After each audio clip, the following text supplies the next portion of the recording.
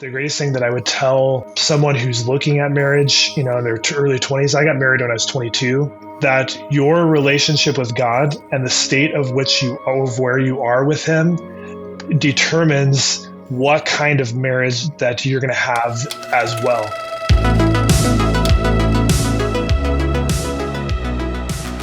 What is up, everyone? Thank you so much for joining the show. Welcome back. I've got an incredible guest here.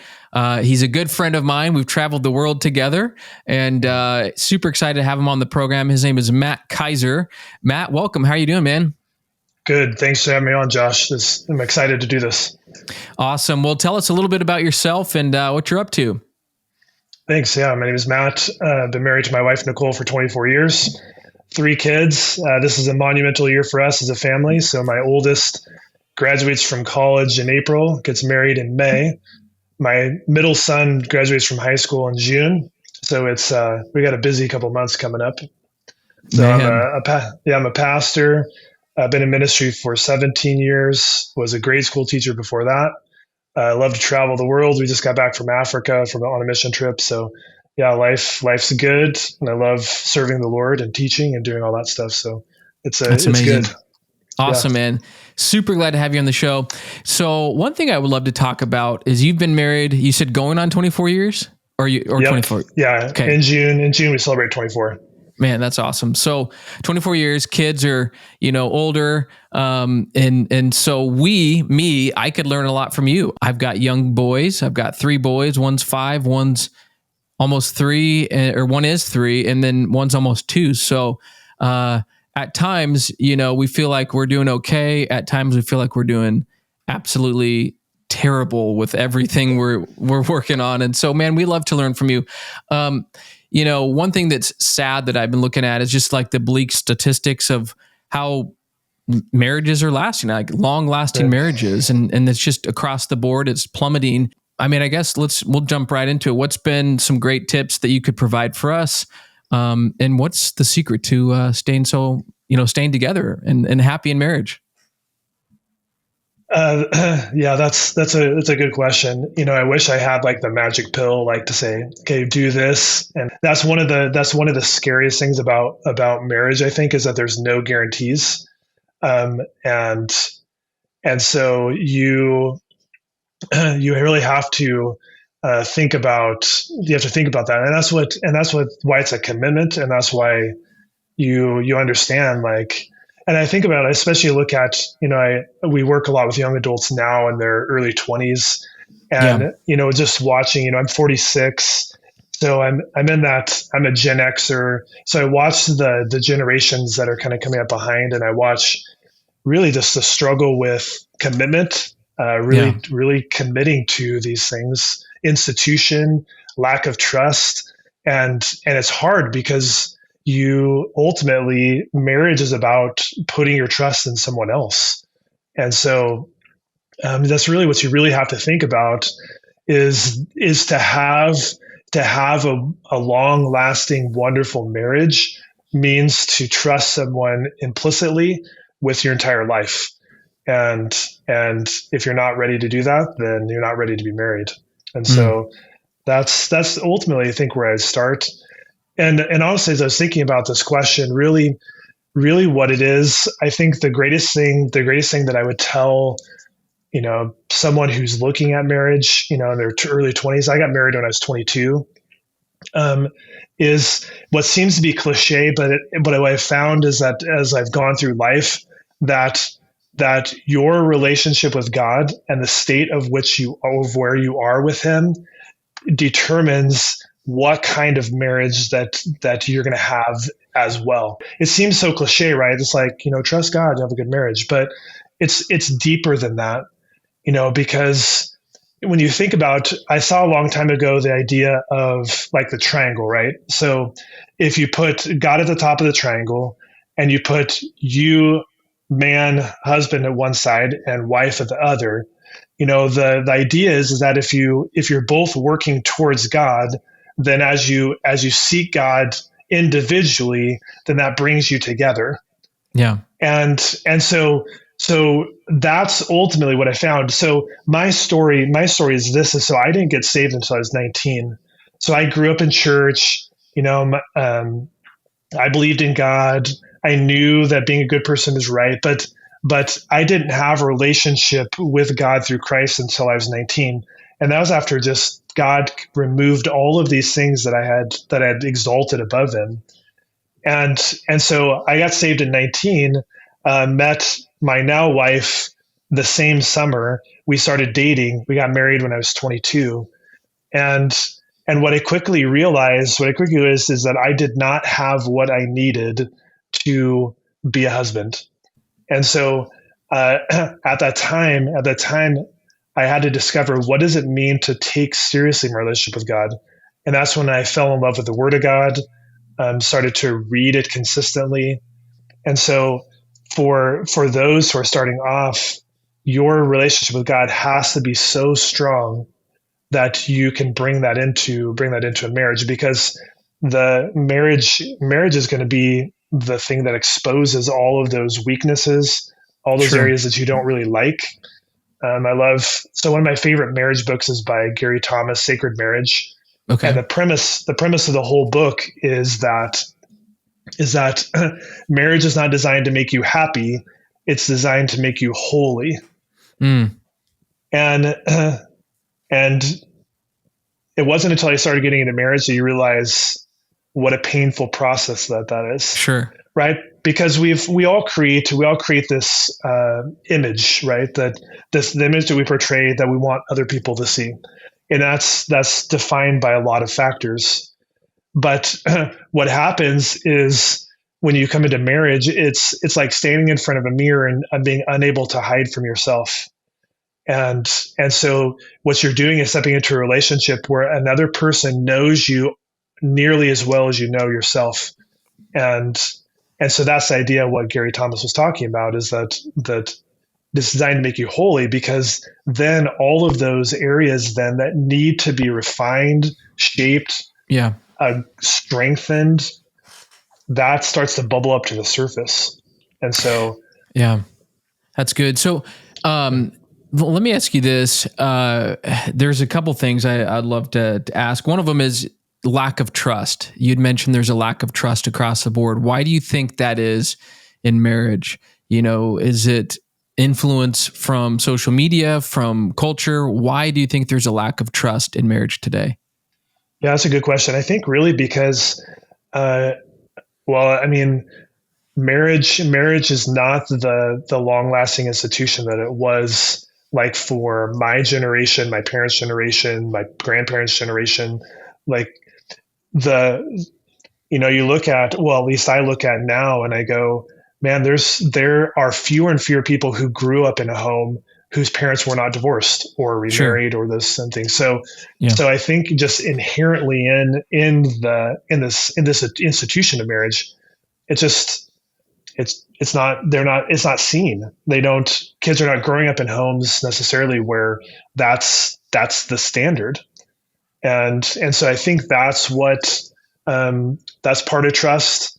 Um, I think too. I think what's creeping into is that, especially today, it seems like every week we hear a headline of a Christian leader or someone who's fallen into sin, Sure. and and so I think, while that's not directly connected to marriage, I think believers especially are looking around them and going, well, if that pastor that I follow, or this group that I see, they're all falling away from the faith, they're leaving the Christian faith, they're all Yeah. falling into sin.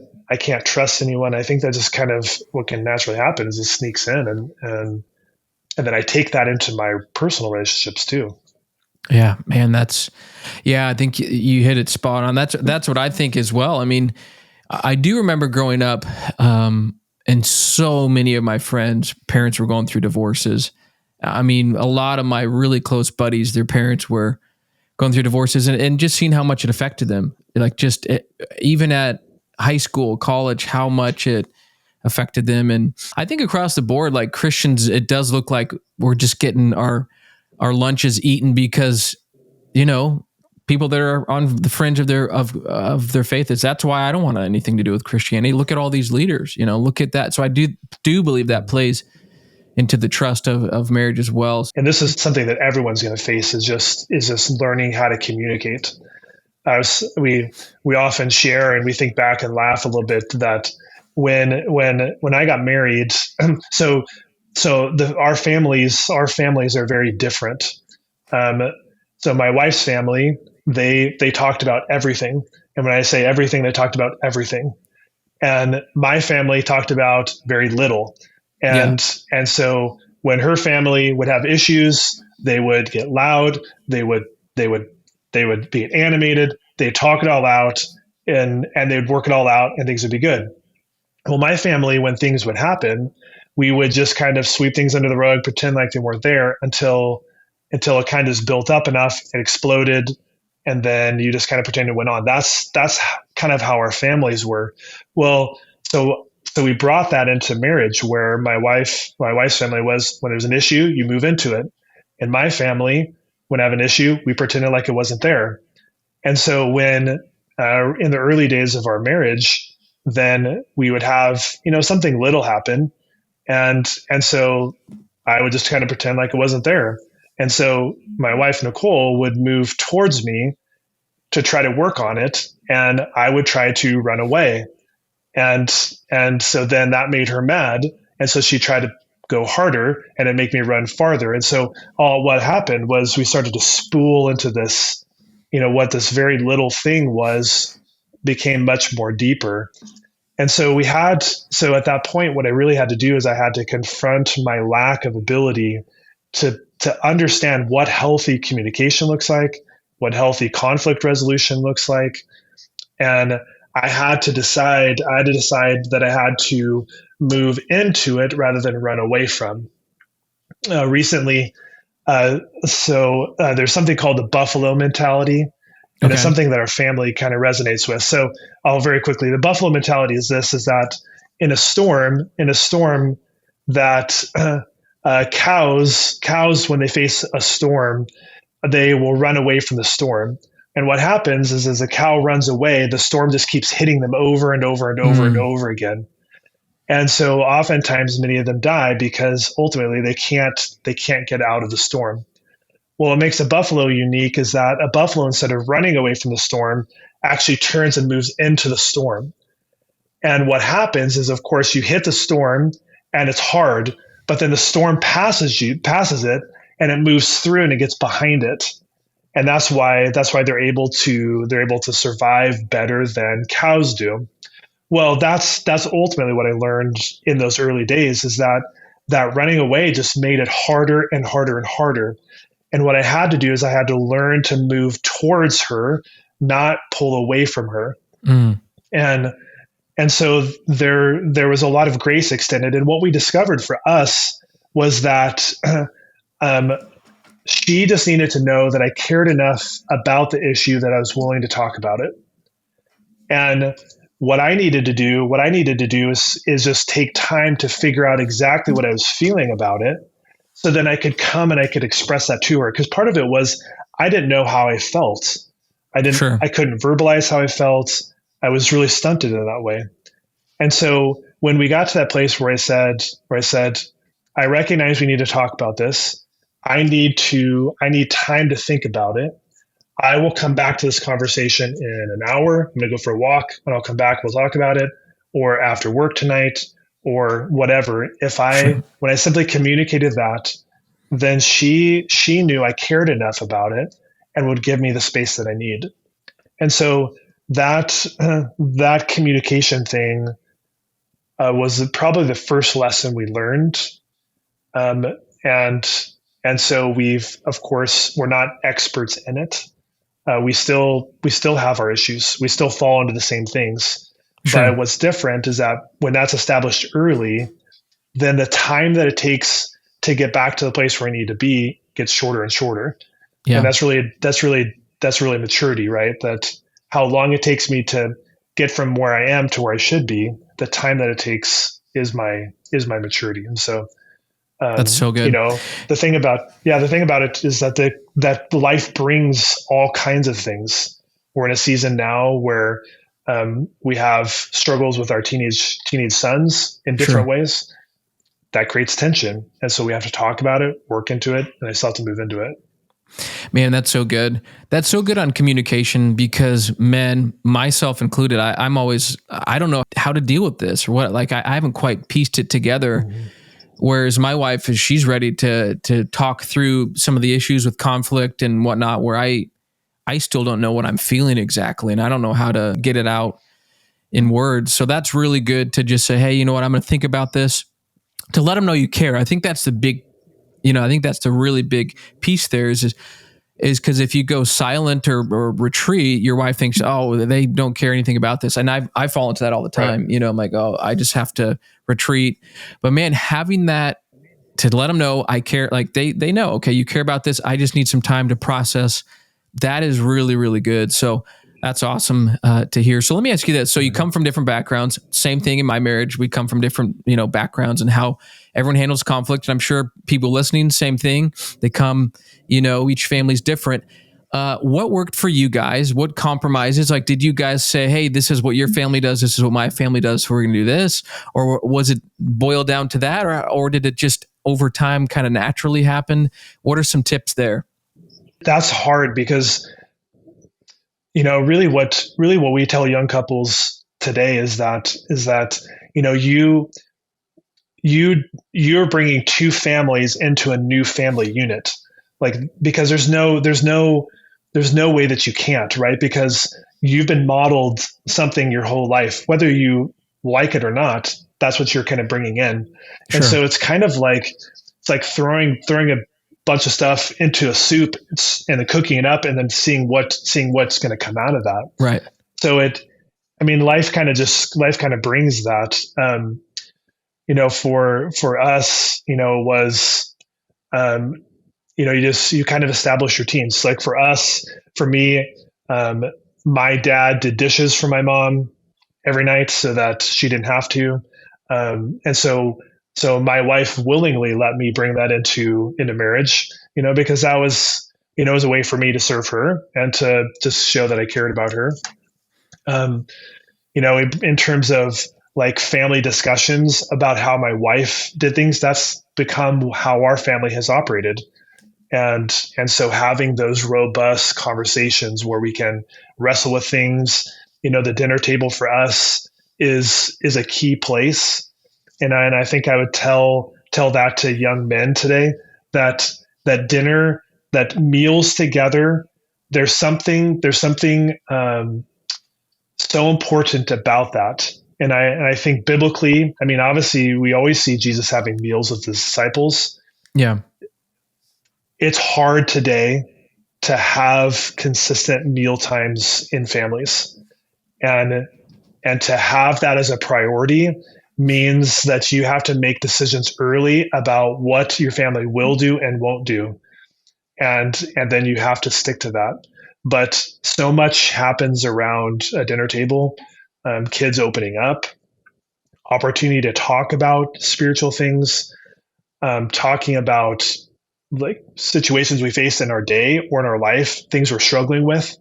And that's one of the things we tried, what Nicole and I try to do with our kids, is just to go, hey, here's where we failed. And here's sin in our life that we're struggling with, and how it came out, and how we really truly need Christ to move into that, because we want our kids to see we're not perfect, and they already know that. Yeah. But and our kids don't expect us to be perfect because they're not perfect. But what our spouses need, what our kids need, and ultimately what spills out into the rest of the world is, do you have enough integrity to be as open with your failure as open with your successes? Yeah. And what that shows is that you're real, and that, they can then go, hey, this is what I did. I know it's not right. And you can work through those things. Yeah. So integrity and consistency. That's so good.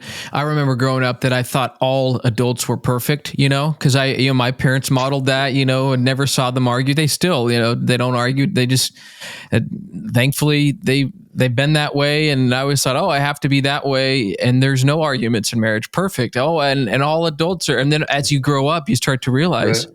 oh man, all these people are broken. We live in a fallen world, and that I remember was just a knee jerk moment. Like, gosh, I thought that people were, once you were adults, you had it together, and there was no more, Mhm. Right. issues and all that. So, what advice would you have for us, whether folks are in the toddler stage, preteen stage? How do you keep your wife at the forefront of your marriage, and how do you keep that consistent? Yeah, that's good. So I would say it's really dependent on your season, right? So, um, what for us, I'll kind of talk about like the early days and then kind of how that's changed. So the early days for us was that we had a time together every day, that it was just her and me. And so for us, that was bedtime. And when kids are young, that's a little easier, right? They're going to bed like 7, 7:30, Sure. 8 o'clock, somewhere in there. And so for us, bedtime was our connecting time. That was, we could talk about the day, talk about life, the things we're struggling with, the plans we needed to make. It was just her and me, and that's we established that early on, and we established that for many years, really. And then as our kids started to get a little older, the thing ultimately that we point back to is that we have always made it a commitment every year to go away, just her and me.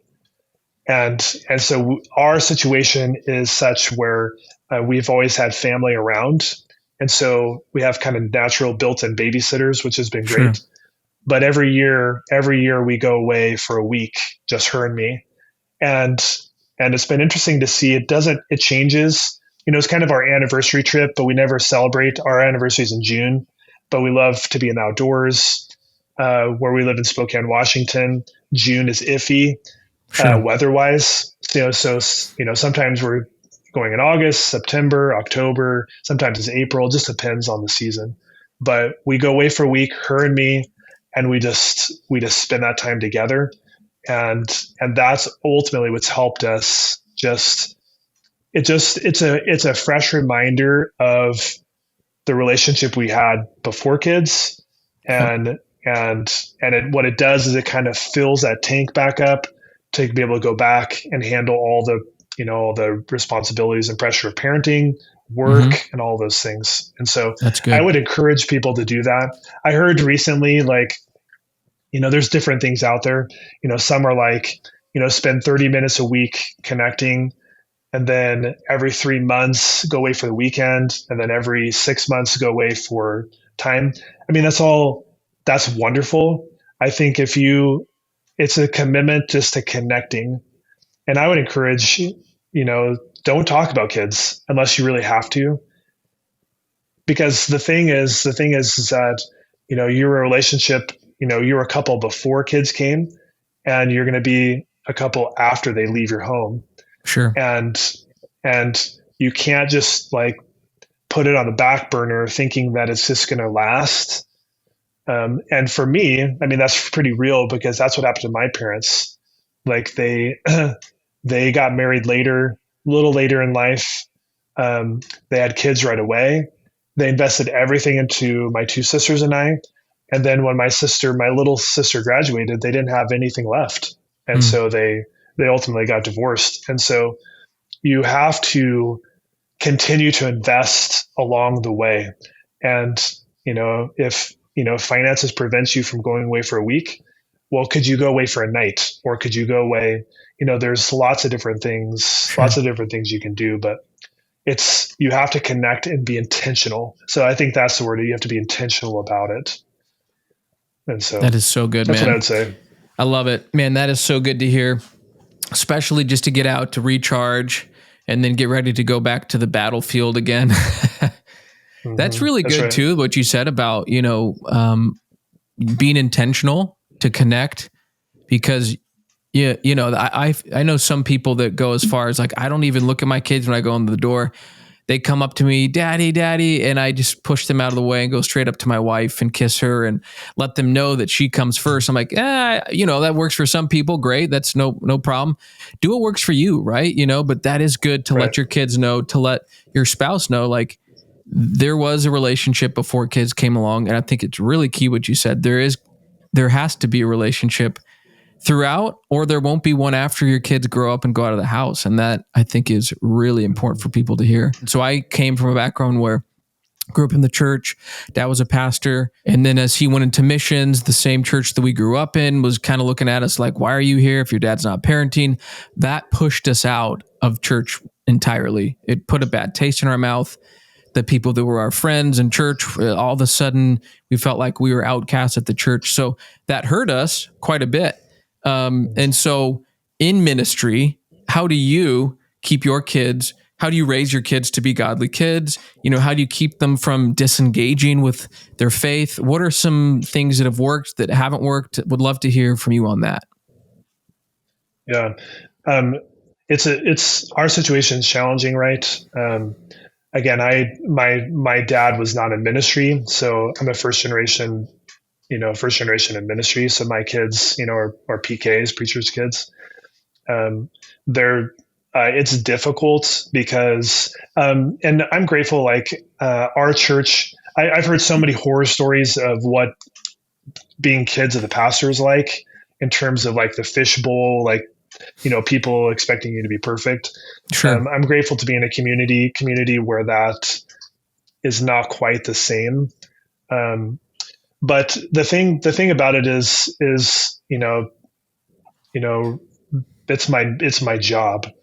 But raising my kids to love God is my passion. And so what that looked like for us was that we separated it from the job. And so we started, like, when my wife was pregnant, I was reading scripture to them in the womb. Because I wanted to establish that as the important thing in our home. And after they were born, I mean, they were a month old. We had their little kids Bible, and I'd sit and read scripture to them. And that's been a part of our experience, is that we want the word to infuse our home. It's not just what we do on Sunday. It's not just what dad does for a job, but that it's God's word to us, and that God's word instructs us in how to live and how to be. And so that's ultimately what we did. And then as I got into toddler stages, then someone years ago mentioned these things called quiet time boxes. And what it was this little Tupperware box, and it had their kids' Bible in it. It had activities in there. It had crayons. And so every day they would get their box, and they'd spend a few minutes just reading their Bible. And my wife spent that time with them, and they do activities, and they talk about God. And so that was just a thing that they did as they were toddlers, and then beginning to show them, okay, what does that look like to spend time with God as you're older? But one of the things we always want our kids to do is to see mom and dad in the morning are up reading their Bibles. They're thinking about what they see. And so as teenagers now, our thing now is to say, this is not so much that you have to or should be doing this, but here's what the word is doing to me. And as I read the scripture, man, this is what I'm thinking about, and this is what I see that the word is speaking into my heart. I like and that.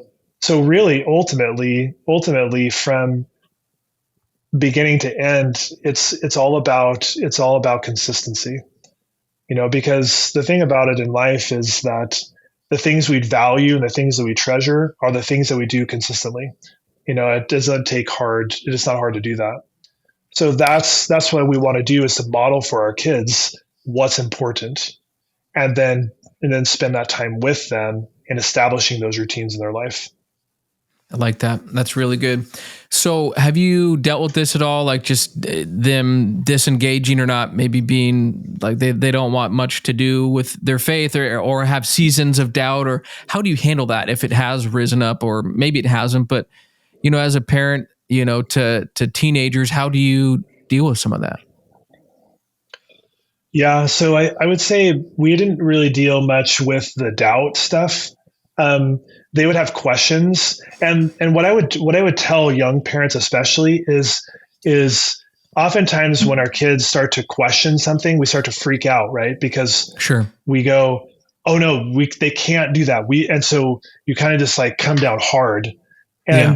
and really what it is questions and doubt is simply an invitation to be able to say, okay, well, why do you feel that way? And what are you thinking?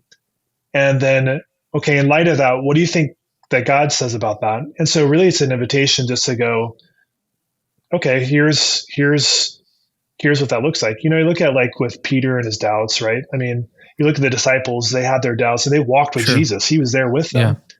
And how Jesus continued to invite them in, and then to be able to share the truth that then will fill those spaces of doubt. So really, I think right now, so we're in the season. So my oldest is 20, and then the middle son is 18. And so each of them in their own ways, what we're finding now is that they in their own ways are struggling to figure out now, okay, what does this look like for me? Is this my parents' faith? Is it my faith? And then how is that faith exercised or lived out in my daily life? And what we're finding is that looks different than what Nicole and I have established in our home. Mm. And there has to be space for that because they're not us. Sure.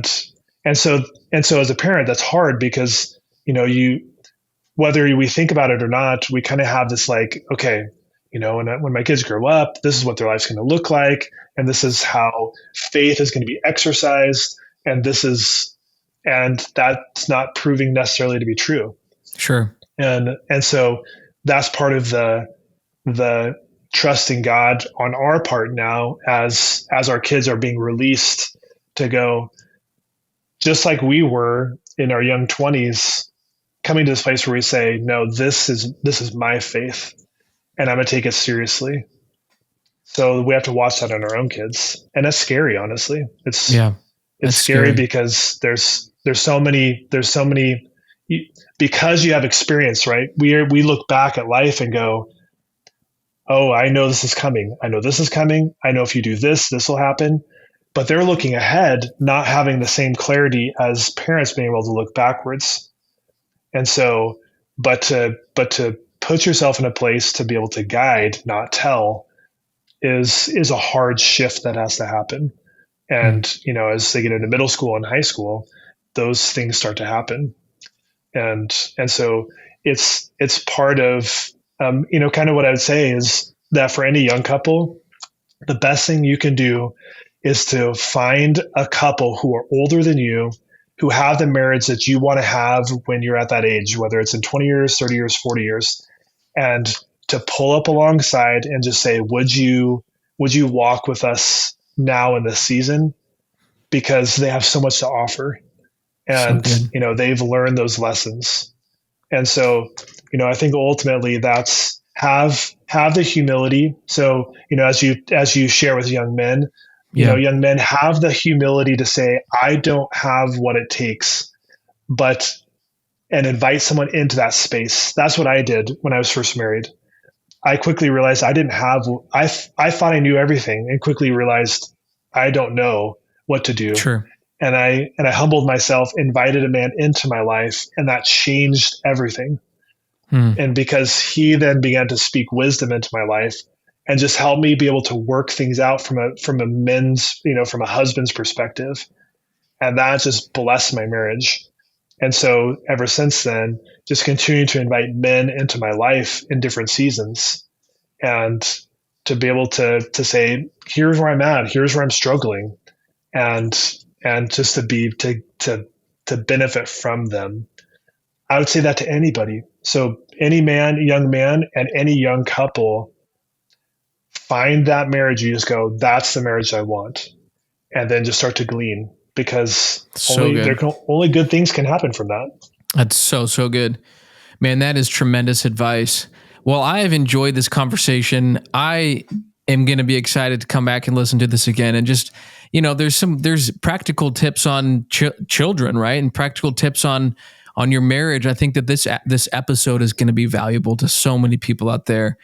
They're navigating, a new marriage, or they're now parents. And how do we handle these relationships the best as we can, and we want the best for them, and how do we do that? So this is a tremendous resource for that. Tremendous episode. So Matt, thank you so much for joining the show. So happy to have you on, and come back and hop on the show again some other time. Love it. Thanks for the opportunity, Josh. It's been great. All right, man. Thanks.